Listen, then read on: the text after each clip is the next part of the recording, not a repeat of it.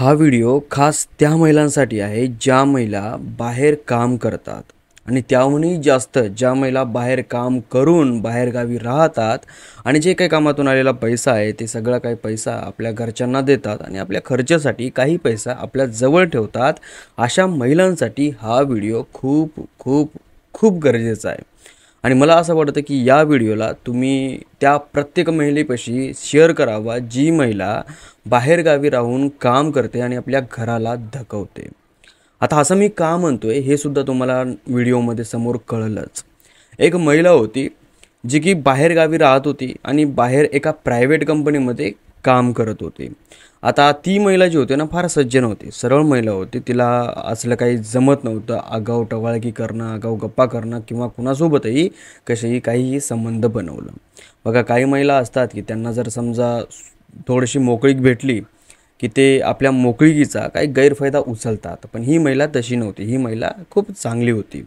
तर ही ज्या जागेवर काम करायची त्या जागेच्या थोडं अंतरावर एक बिल्डिंग होती आणि त्या बिल्डिंगमध्ये हिनं एक घर किरायाने घेतलेलं होतं.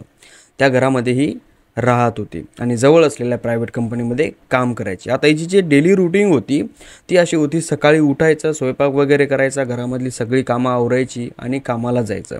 संध्याकाळी कामावून परत यायचं, स्वयंपाक वगैरे करायचा, जेवण करायचं आणि झोपी जायचं. एक नॉर्मल रुटीन, जशी नॉर्मल मुलींची, महिलांची किंवा मुलांची असते ना काम करणाऱ्या, तशी नॉर्मल रुटीन होती. आता या महिलेला तेवढं काही म्हणजे विचार करण्याचा विषयच नव्हता ना, कारण की ही आगाऊ लफडे वगैरे काही करायचीच नाही, कुणासोबत जास्त बोलायची नाही. कुणी जरी हिला बोलण्याचा प्रयत्न केला तर त्याच्याकडं इग्नोर करायची आणि जर कोणते पुरुष वगैरे हिच्या पाठीमागावर लागले तर ही त्यांनासुद्धा इग्नोर करायची. म्हणजे एकदम सरळ आणि साधी ही अशी महिला होती. तर एक दिवस असंच ती कामाला गेली, दिवसभर काम केलं आणि घरी आली. घरी आल्याच्यानंतर स्वयंपाक वगैरे केला आणि झोपी गेली. उद्या सकाळी तिला लवकर ऑफिसला जायचं होतं, या कारणामुळं ती थोडी लवकर उठली आणि सरळ अंघोळ करण्यासाठी बाथरूममध्ये गेली. बाथरूममध्ये गेल्याच्या नंतर आंघोळीची तयारी करत असताना हिचं लक्ष एका खिडकीकडे गेलं. जी खिडकी बाथरूममध्ये एक छोटीशी खिडकी असते ना वरी, त्या खिडकीकडे गेलं. हिनं त्याच्याकडे बघितलं तर त्या खिडकीमध्ये एक हिडन कॅमेरा होता. ही महिला वर चढते आणि तो कॅमेरा खाली उचलते. तर तो कॅमेरा जो होता त्याच्यामध्ये एक मेमरी कार्ड होतं आणि तो कॅमेरा ॲक्च्युली चालू होता. ती महिला घेऊन बाहेर येते, कॅमेरा आपल्या बेडरूममध्ये ठेवते, आपले कपडे वगैरे आवरते आणि पटकन ऑफिसला जाते. कारण की तिला लवकर जायचं होतं. तिच्या डोक्यामध्ये दिवसभर त्या कॅमेऱ्याबद्दल होतं की, आणि तिला माहिती होतं की हा कॅमेरा कुणं ठेवलेला असेल किंवा नसेल आणि का ठेवलेला असेल हे सुद्धा माहिती तिला होतं. गेल्याच्यानंतर काम केलं आणि काम केल्याच्यानंतर ती वापस आली. आता वापस येताना तिच्या डोक्यामध्ये एकच माणूस खेळत होता आणि तो माणूसमध्ये त्याच बिल्डिंगमध्ये राहणारा थोडा खालच्या मजल्यावरचा माणूस होता.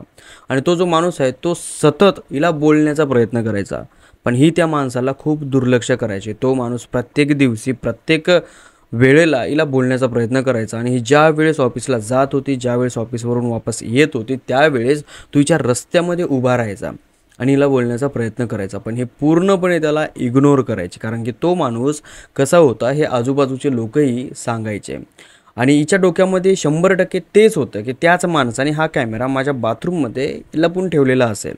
ही घरी आली. घरी आल्याच्यानंतर तो कॅमेरा घेतला, त्या कॅमेऱ्यामध्ये जी SSD म्हणजे ते मेमरी कार्ड होतं ते काढलं, लॅपटॉपमध्ये टाकलं आणि त्याच्यामध्ये चेक केलं. तर हिचे 2-3 दिवसाच्या अगोदरपासूनचे व्हिडिओज त्या कॅमेऱ्यामध्ये होते आणि त्याच्यात एक शॉकिंग गोष्ट सापडली. ज्याने तो कॅमेरा लावून तिथं ठेवला होता त्याचा चेहरा आणि एक फोटोसुद्धा दिसला आणि तेच माणूस होतं जे हिला बोलत होतं.